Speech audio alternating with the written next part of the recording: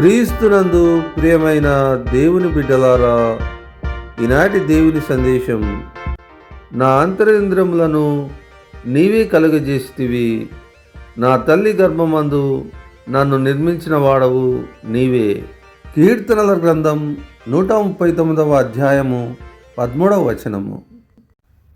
ప్రియమైన దేవుని బిడ్డలారా, ఈ వాక్యమునందు తల్లి గర్భమందు నన్ను నిర్మించితివి, నా ఆంతరేంద్రియములను కలగజేసిన వాడవు నీవేనని కీర్తనకారుడు దేవునితో మొరపెట్టుకొనుచున్నాడు.